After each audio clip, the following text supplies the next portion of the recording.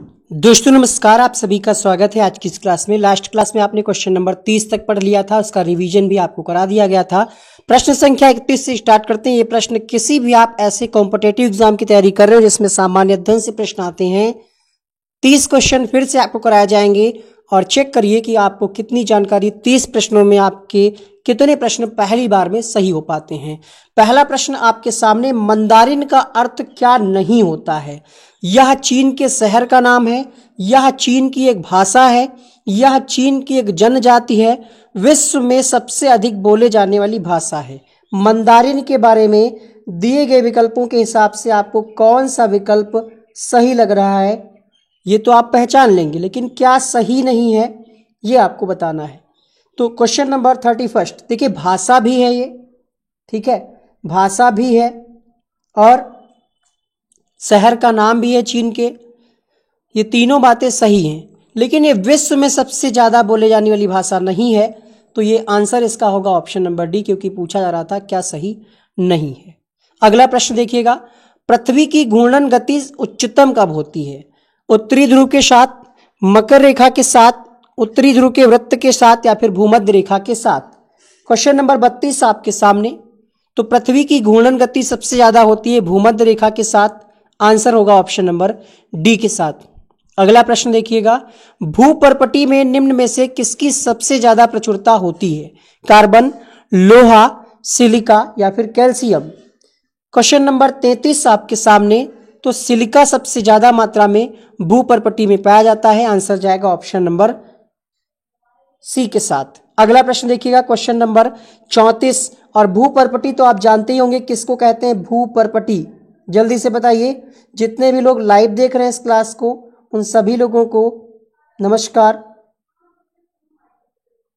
Good morning. चलिए अगला प्रश्न देखिएगा, प्रश्न संख्या 34। अमेरिका के निवासी रेड इंडियन लोगों को किस नाम से जाना जाता है? अमेरिका के जो निवासी हैं रेड इंडियन, उनको क्या बुशमैन कहा जाता है, अल्पाइन कहा जाता है, अमेरिंद कहा जाता है, या फिर मेस्टिजो कहा जाता है? मोस्ट इंपॉर्टेंट प्रश्न, जल्दी से बताइए आप लोग। तो यहां पे आंसर जाएगा अमेरिंद के साथ। अमेरिका के निवासी रेड इंडियन को क्या कहा जाता है? अमेरिंद, ठीक है। अगला प्रश्न देखिएगा, और बुशमैन किसको कहा जाता है? बुशमैन बताइए, कोई बताएगा? क्वेश्चन नंबर 34 में एक ऑप्शन दे रखा है बुशमैन, कोई बता सकता है? नहीं पता। देखिए बुशमैन के बारे में हम बताएंगे आपको, उससे पहले यहां पे अमेरिका के जो आदिवासी हैं, ठीक है, अगर हम इनकी बात करें डिटेल से इनके बारे में बताएं तो कोलंबस की भूल के कारण ब्रह्म जगत उन्हें इंडियन के नाम से जानता है, ठीक है। इसके अलावा अगर हम बुशमैन की बात करें, बुशमैन किसको कहते हैं, तो इसके बारे में आप सर्च करिए और बताइए हमें जल्दी से। बुशमैन भी एक प्रकार की जनजाति ही है, बुशमैन एक प्रकार की क्या है, जनजाति ही है। ये कहाँ पाई जाती है?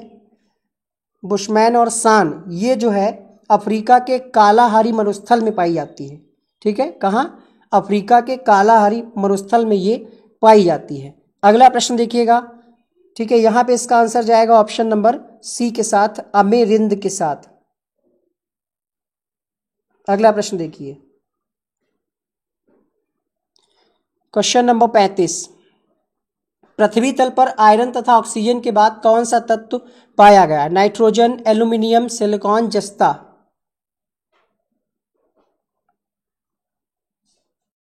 प्रश्न संख्या 35 सही जवाब मिलेगा क्वेश्चन नंबर 35 के लिए। देखिएगा पूछा जा रहा है आयरन तथा ऑक्सीजन के बाद, तो आयरन और ऑक्सीजन के बाद क्या पाया गया?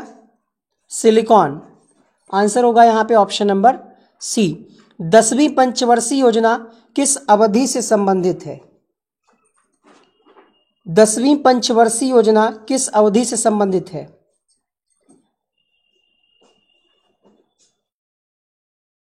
पंचवर्षीय योजना अब वर्तमान में नहीं है, मतलब ये प्लान बंद कर दिया गया, ठीक है। बाकी यहां से लेकिन अभी भी प्रश्न पूछा जाता है, यहां से जो है प्रश्न पूछा जाता है।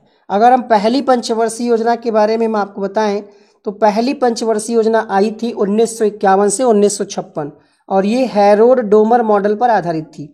इसका मुख्य उद्देश्य क्या था? कृषि का विकास किया जाए, इस पर मुख्य उद्देश्य था।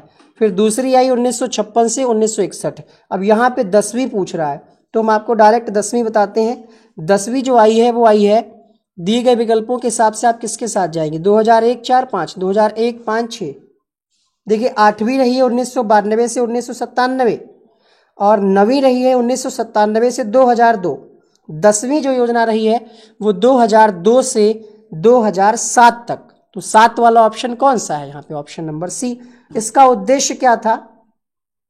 प्रति व्यक्ति आय को 2 गुना, अगले 10 वर्षों में प्रति व्यक्ति आय को 2 गुना करना इसका उद्देश्य था।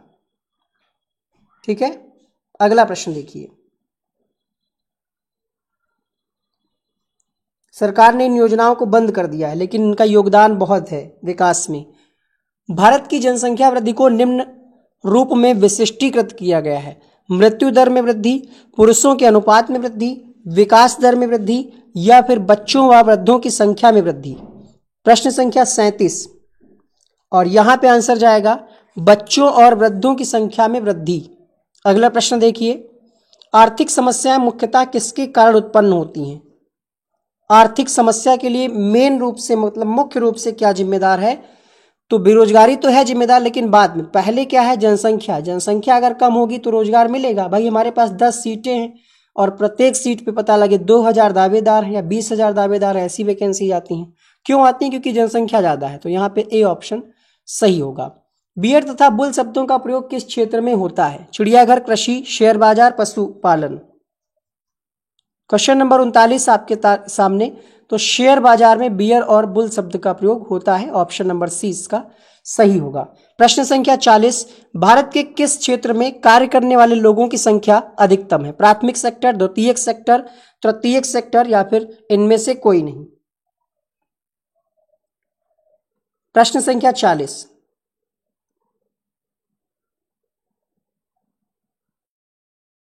जल्दी से बताएं आंसर। बहुत बढ़िया। एक बार आप सभी लोग वीडियो को लाइक करेंगे, सभी लोग लाइक करेंगे तो यहां पे आंसर जाएगा प्राथमिक सेक्टर। प्राथमिक सेक्टर में वो क्षेत्र आ जाता है अर्थव्यवस्था का जो प्राकृतिक संसाधनों का सीधा उपयोग करता है। इसमें कृषि हो गई, वानिकी हो गई, मछली पकड़ना, खनन, ये सारी चीजें। द्वितीयक में क्या होता है? द्वितीयक क्षेत्र वस्तुओं का विनिर्माण करता है और तृतीयक जो है सेवा प्रदान करता है। तो यहाँ पे कार्य करने वाले जो लोग हैं वो प्राथमिक सेक्टर में आते हैं, प्राथमिक क्षेत्र यानी प्राइमरी सेक्टर।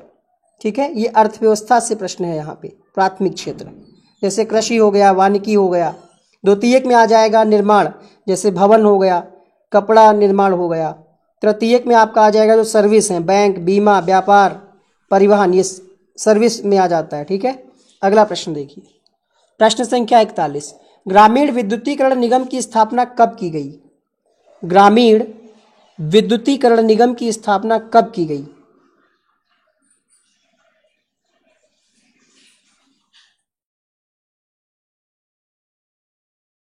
क्वेश्चन नंबर 41 आपके सामने। ग्रामीण की जगह अगर रूरल विद्युतीकरण लिख के आ जाए तो आप कंफ्यूज नहीं होइएगा। क्वेश्चन नंबर 41 मोस्ट इंपॉर्टेंट प्रश्न।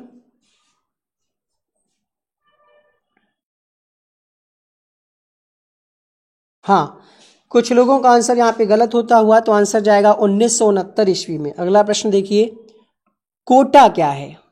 आयात पर लगाया कर, पूंजीगत पदार्थ का आयात, आयात की मात्रा की सीमा, निर्यात की मात्रा की सीमा। कहते नहीं कोटा है हमारा वहां पे, कोटा। तो दिए गए विकल्पों के हिसाब से यहाँ पे आयात की मात्रा की सीमा, ऑप्शन नंबर सी यहाँ पे सही होगा। निम्न में से एक को छोड़ करके अन्य सार्क के सदस्य हैं। सार्क का सदस्य कौन नहीं? सार्क के बारे में हमने आपको कई बार अपने वीडियो में बताया कि सार्क के अंतर्गत कौन कौन से देश आते हैं, सार्क है क्या। ठीक है, सार्क की स्थापना कब हुई थी, ऐसे प्रश्न आते हैं। तो 8 दिसंबर 1985 बांग्लादेश में सार्क की स्थापना हुई थी। सार्क को हिंदी में क्या कहते हैं? तो दक्षिण एशियाई क्षेत्रीय सहयोग संगठन कहा जाता है। इसको दक्षिण एशियाई क्षेत्रीय सहयोग संगठन सार्क कहा जाता है। 8 देशों का ये आर्थिक और राजनीतिक संगठन है। इसकी स्थापना हमने आपको बताई। भारत 8 दिसंबर 1985 को हुई थी और अफगानिस्तान इसका 8वां सदस्य बना है। पूछ लिया जाए अगर आपसे 8वां सदस्य कौन सा, तो 8वां सदस्य पूछा जाता है आपका आपसे कि सार्क का मुख्यालय कहाँ है, तो काठमांडू में है सार्क का मुख्यालय। कहाँ है? काठमांडू में। स्थापना हमने आपको बता दी है। और अब 8 देश हैं, अगर मुद्रा पूछ ले तो 8 मुद्राएं हो जाएंगी। ठीक है। और सार्क का अगर इंग्लिश में फुल फॉर्म पूछ लिया जाए तो आप क्या बताएंगे? सार्क का फुल फॉर्म अगर इंग्लिश में पूछ लिया जाए, हिंदी में तो हमने आपको बता दिया, बताइए। South Asian association for regional cooperation. ठीक है। सार्क के 7 सदस्य थे पहले, 8वां हमने आपको बताया। भारत, पाकिस्तान, बांग्लादेश, श्रीलंका, नेपाल, भूटान और मालदीव। देख लीजिए यहाँ पे कौन सा नहीं है। पाकिस्तान तो इसके अंतर्गत आता है, नेपाल भी आता है। तो दिए गए विकल्पों के हिसाब से प्रश्न संख्या 43, म्यांमार जो है ये सदस्य नहीं है। म्यांमार की राजधानी क्या है? बर्मा। म्यांमार की राजधानी बताइए।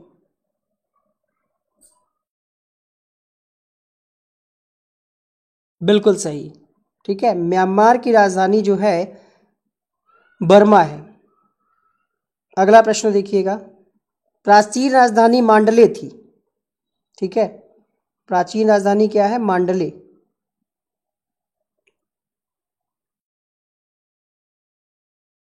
और नाय कैसे बोला जाएगा इसको? नाय पीडा। ठीक है, वर्तमान में ये आपको ऑप्शन में मिलेगा। म्यांमार जो है ये जम्बू द्वीप देशिया का एक देश है और भारतीय नाम इसको, भारतीय में इसको कहा जाता है ब्रह्मा देश। पहले म्यांमार का नाम बर्मा हुआ करता था।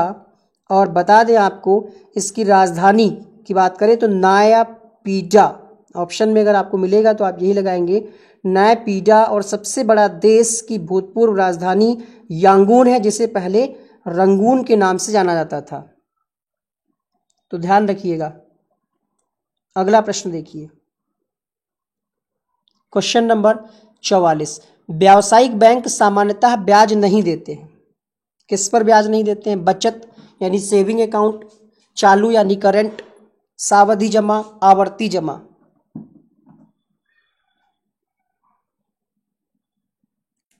प्रश्न संख्या 44।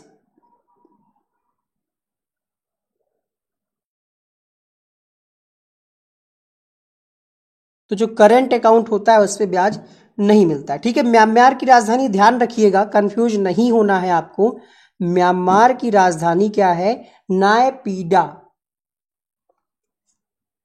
अगला प्रश्न देखिए, निम्नलिखित में से कौन सा भारत के आर्थिक नियोजन का उद्देश्य नहीं है? सबसे बड़ा नगर पूछेगा तब रंगून आएगा। प्रश्न संख्या 45, क्वेश्चन नंबर 45 आपके सामने। सही जवाब मिलेगा प्रश्न संख्या 45 के लिए, जनसंख्या वृद्धि। ये जो है आर्थिक नियोजन का उद्देश्य नहीं है।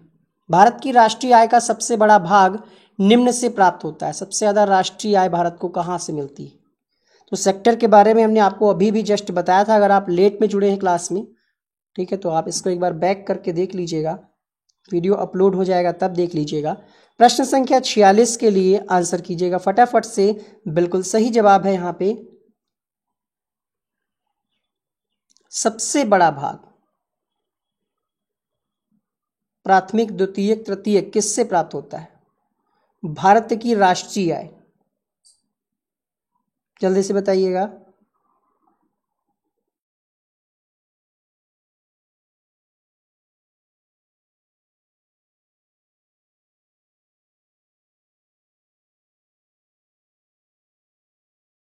द्वितीयक सेक्टर, प्राथमिक सेक्टर।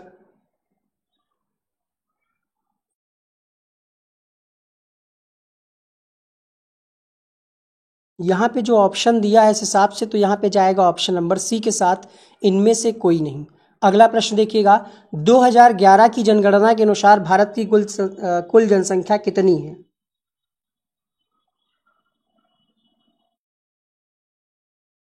प्रश्न संख्या 47।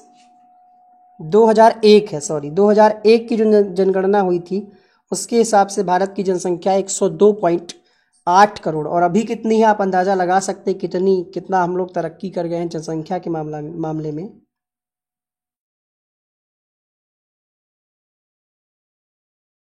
बताइए। पहले थी 102.8 करोड़, है ना, अभी है 135.26 करोड़, मतलब 2018 का ये डेटा है।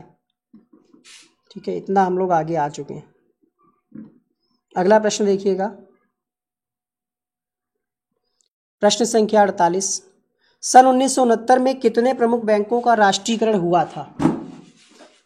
प्रश्न संख्या 48, 48वां प्रश्न।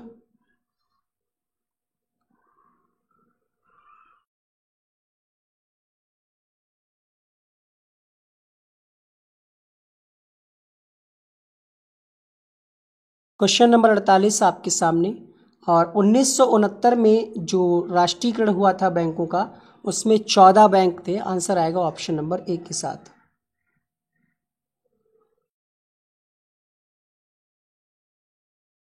सेवा क्षेत्र, सेवा क्षेत्र से सबसे ज़्यादा अर्थव्यवस्था को लाभ होता है भारत में। सर्विस जो होती हैं, जैसे बैंक हो गया, बीमा हो गया, सारी चीज़ें।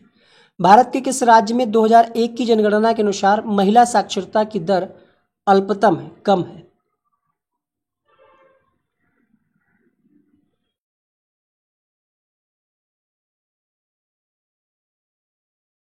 सबसे ज़्यादा इनकम टैक्स, आयकर जो है, इनकम नहीं, हाँ इनकम टैक्स महाराष्ट्र से मिलता है भारत को। तो यहाँ पे प्रश्न संख्या 49, 2001 की जनगणना के अनुसार अल्पतम पूछ रहा है, प्रश्न संख्या 49। तो ये है आपका बिहार, ऑप्शन नंबर ए के साथ जाएगा। 1 रुपए के नोट पर किसके हस्ताक्षर होते हैं? इसका थोड़ा सा अलग ही है। बाकी के जो नोट होते हैं वो तो रिजर्व बैंक के गवर्नर करता है हस्ताक्षर, बट जो 1 रुपए का नोट होता है उस पर वित्त सचिव के हस्ताक्षर होते हैं। आंसर जाएगा ऑप्शन नंबर सी के साथ।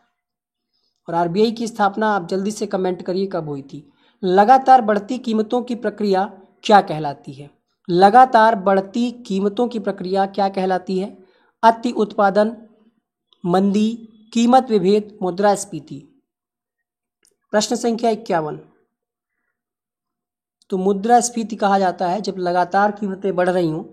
आंसर जाएगा ऑप्शन नंबर डी के साथ। केंद्र सरकार के राजस्व का मुख्य स्रोत क्या है? आयकर, निगम कर, केंद्रीय उत्पाद कर, सीमा शुल्क।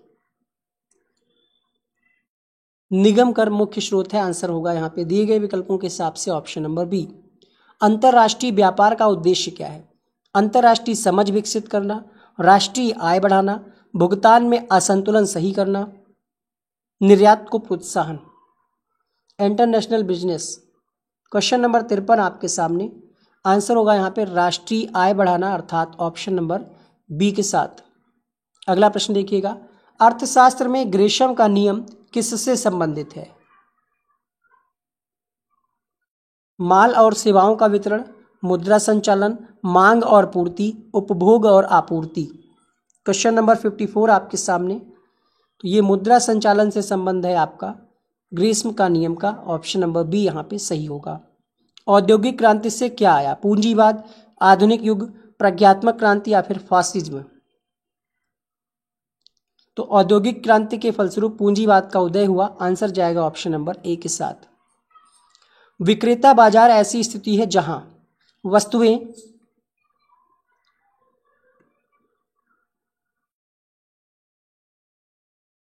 क्वेश्चन नंबर 56 आपने पढ़ लिया।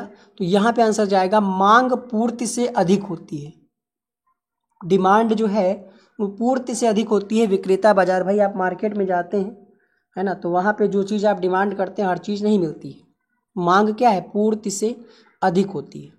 विश्व बैंक, जिसे अंतर्राष्ट्रीय पुनः रचना और विकास बैंक के नाम से जाना जाता है, ये कहाँ है? विश्व बैंक का मुख्यालय वाशिंगटन डीसी में है। आंसर होगा ऑप्शन नंबर डी के साथ। संविधान के अनुच्छेद 85 के अनुसार संसद के 2 सत्रों के बीच का समय अंतराल किससे अधिक नहीं होना चाहिए? 6 माह, 3 माह, 1 महीना, 15 दिन। प्रश्न संख्या 58।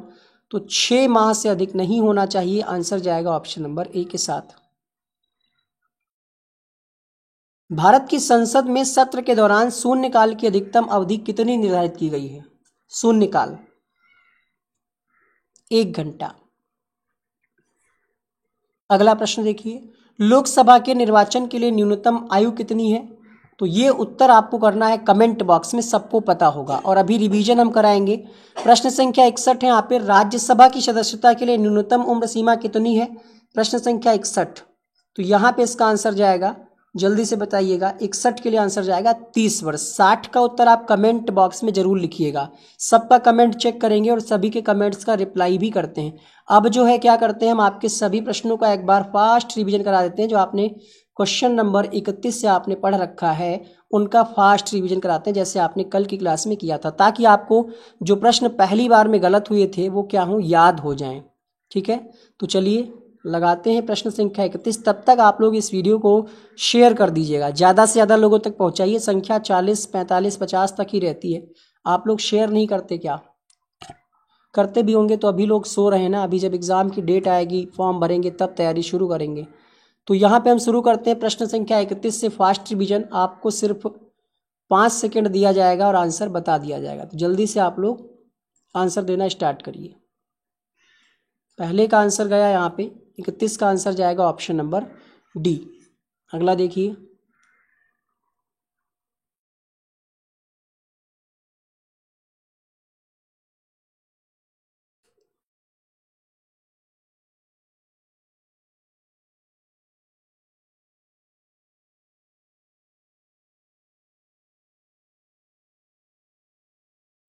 चौंतीसवां प्रश्न आपने पढ़ा है कि जो रेड इंडियन होते हैं उनको हम अल्पाइन नाम से नहीं जानते, उनको हम अमेरिंद नाम से जानते हैं।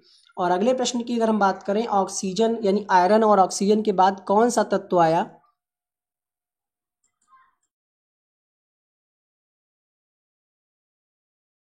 बताइए।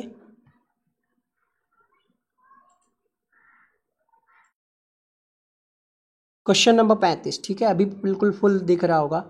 तो यहाँ पे आंसर जाएगा सिलिकॉन के साथ, ऑप्शन नंबर सी।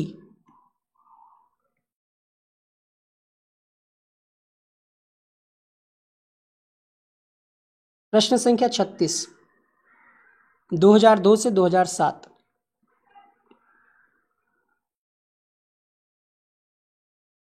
37वां प्रश्न, बच्चों और वृद्धों की संख्या में वृद्धि जनसंख्या की अधिकता के कारण। बियर और बुल, इसका संबंध है शेयर बाजार से।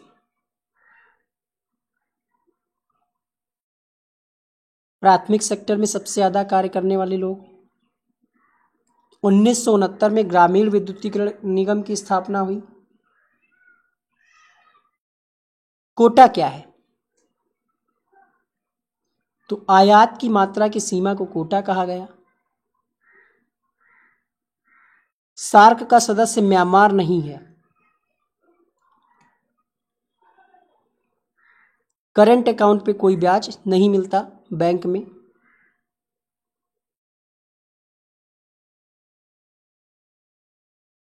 जनसंख्या वृद्धि जो है आर्थिक नियोजन का उद्देश्य नहीं है, क्योंकि यहाँ पे आर्थिक कह रहा है, पारिवारिक नियोजन नहीं कह रहा है।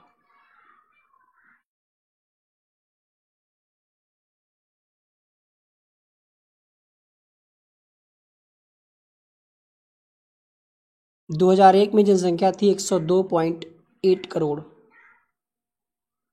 14 बैंकों का राष्ट्रीयकरण हुआ।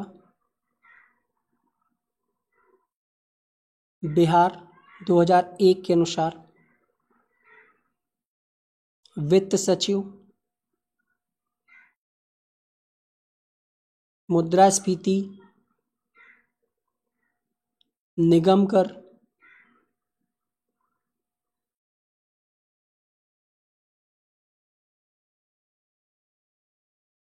राष्ट्रीय आय बढ़ाना।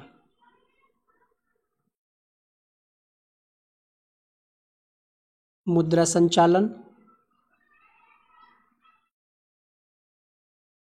पूंजीवाद का उदय हुआ।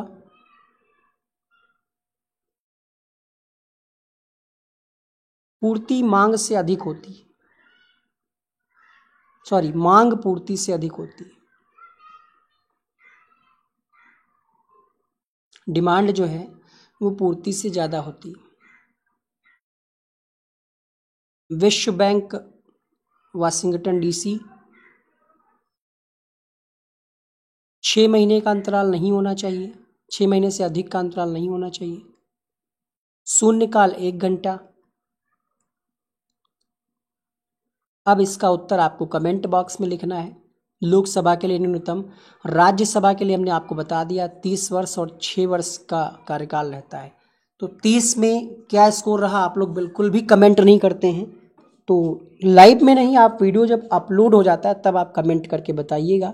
और यहाँ पे आपको एक वीडियो का लिंक आ रहा होगा, देखिए एक वीडियो का लिंक आ रहा होगा, बिल्कुल अच्छा सा वीडियो बना रखा आपने प्रधानमंत्री के बारे में।